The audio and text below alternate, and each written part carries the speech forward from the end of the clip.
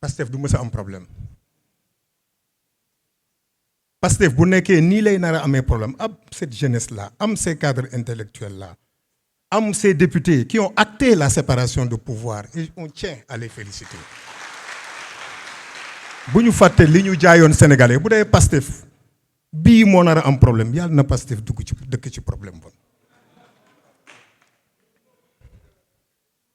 du mës a am problème tant que nag la ñu waxoon sénégalais yi ñu ngi koy def. C'est là où c'est extrêmement important quand on évalue les politiques publiques Ayib m'a un peu marché sur la langue c'est là où la ñu war a nag y a deux types d'évaluation pour man Ayib am na lu mu ci wax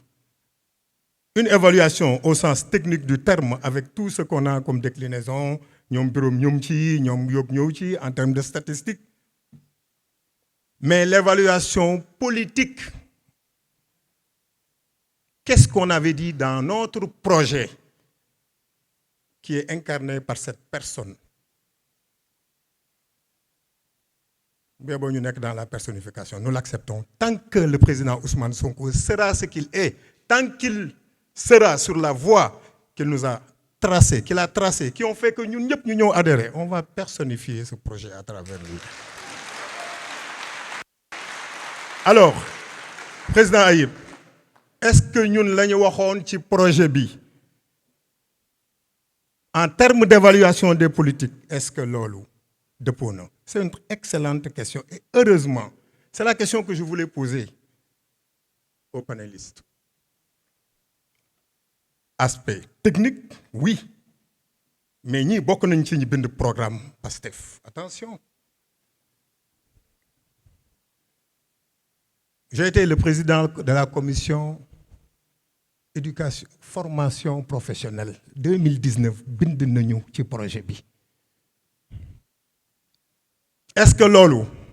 egg nañ fa loolu nag parti bi dina ko wax mais je suis heureux tey d'entendre le premier des ministres dire tey que ni dans quelques jours dinaa wax sénégalais yi 2 ans yi ma def à la tête de la primature lan lañ ci réaliser mu teg ci j'espère que dégg ngeen bu baax président Ousmane Sonko lu mu wax mu ne 2 ans yooyu 2 ans Pastef la c'est là où ce que Ayib disait tout à l'heure est extrêmement important il faut que sénégalais yi xam ne lii lañ leen waxoon lii lañ ci jot a def fii la ñu jëm à travers notre référentiel de politique publique qui est l'agenda de transformation le Sénégal Vision 2050 je suis un peu sidéré de voir que nit ñi di wax ci wàññi ceeb ci wàññi leneen yooyu xam ne c'est résiduel dëgg la mais c'est extrêmement important te duñu wax sur l'agenda de transformation duñu wax sur le master plan duñu wax sur la stratégie nationale mais on a tellement d'outils yoo xam ne il y a à dire et à redire c'est là où nous allons dire aux Sénégalais ce que nous avons réussi de faire dans ce pays moi j'ai été député 14e législature moo tax may féliciter députés yi ils ont acté la séparation donc des pouvoirs à travers l'initiative parlementaire que vous avez à faire en déposant cette loi de modification des articles L29 et L32 du code électoral mu nekk une promesse électorale bu ñu defoon ak Yewwi Askan Wi et Guy Marius Sagna a bien fait de le rappeler la ñu diggoon Sénégalais nañ ci nekk mu neex mu naqari ñoo ko diggee woon dañ ko war a def duñ ci rus kenn nag xam nga lu tax duñ ci rus kenn fii am na fi ay mbokk am na fi ñoo xam ne seen mbokk tàgge nañ leen dee nañu ci projet bi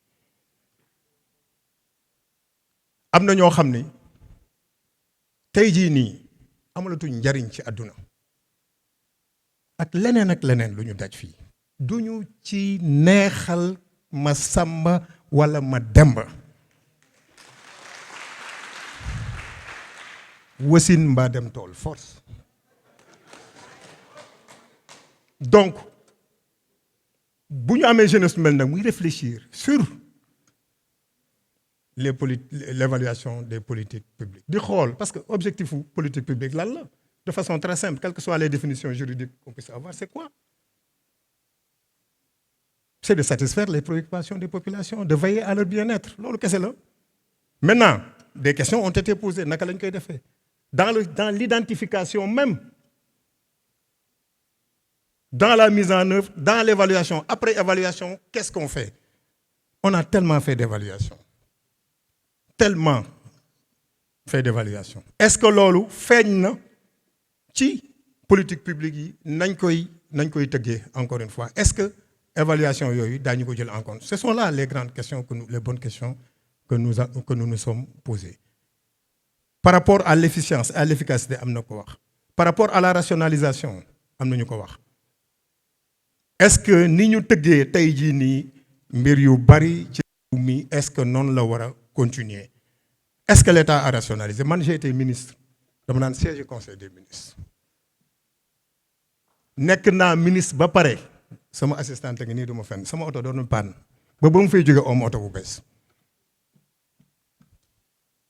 loolu lan la c'est-à-dire que nous avons dit aux Sénégalais que nous ne sommes pas là pour jouir beaucoup d'efforts ont été faits en termes de rationalisation la preuve tey jii nii lan moo tax tey ak ce qui se passe un peu partout dans le monde au Moyen-Orient la crise qui sévit là-bas amuñu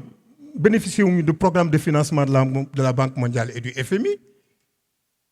fekk un pays qui était au 5e ou bien au 6e sous-sol ñuy fay ay bor te dëkk bi ñu ngi wàññi ceeb di wàññi diwlin di wàññi pétrole di wàññi gaz mais attendez bu ñu amuloon un expert koo xam ne yàlla barkeel na ko nag loolu yàlla gis nga yàlla li mu def dafa am ñoo xam ne yàlla moo leen barkeel lu ñu laal mu baax ñu egg fii ak tous les problèmes que nous avons trouvés sur place dëkk bi di dox ñuy def loolu yëpp rationalisation nag am na parce que ñun xam nañ ci dara donc dañu war a continuer sur cette voie la voie de la réflexion ngeen boole ñaar yi parce que jeunesse bii li mu am wax naa ko sànq gisuma parti politique ba koo xam ni politiquement su xeex jotee ñu xeex mais sur le plan de la réflexion et de la production de documents bu jotee aussi ñu def ko gisuma jeunesse politique bu koy def fii ci Sénégal gisuma ko bu dee dafa am ñu may contester nañu ñëw on organise les olympiades des jeunes des partis politiques ñu organiser les olympiades des jeunes de certaines coalitions ñu xool je vous félicite Ngagne je vous encourage di wax nag ne leen nous avons démarré cette révolution commencé nañ ko ñu ngi ci bal ñu ngi raam nànk mais force dañ koy eggali incha allahu rabbi waajal leen nag parce que dañuy politique bu sell bi la ñuy politique may wax ko fii DG yi di ko wax ministre yi ak ñeneen ñu fi teew n'ayez pas peur de la plume qui efface votre nom sur du papier waxuñu leen ngeen def wala ngeen wax lu ngeen warul wax restons sur nos principes et nos valeurs duñu ko jéggi ku yor sa plume nga ni maag yéen bokkoon nañu parti xam ngeen ma xam naa leen sagam ba ñu nekkee ngeen ma xamoon asamaak léegi ba ma amee le pouvoir du décret jëlal sa décret nga effacer ku la neex nous resterons sur nos principes te dara duñu ci jëlee li ci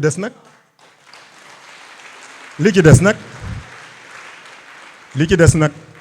nous avons un frère de parti liñ koy yéene mooy mu réussir je vais faire une révélation démb ci suba je lui ai envoyé un message pour lui dire, Monsieur le Président,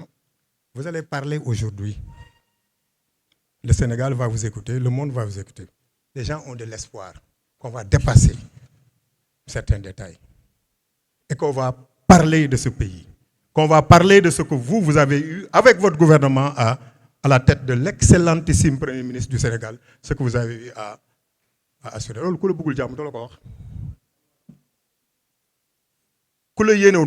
Parce que nous avons combattu, hein. Ba Ousmane Sonko nekkee kaso moom mu nekk kaso ñun ñoo nekkoon ci biti di xeex l'histoire sera racontée ngeen baal ma bëgguma guddal asalaamaaleykum wa rahmatullah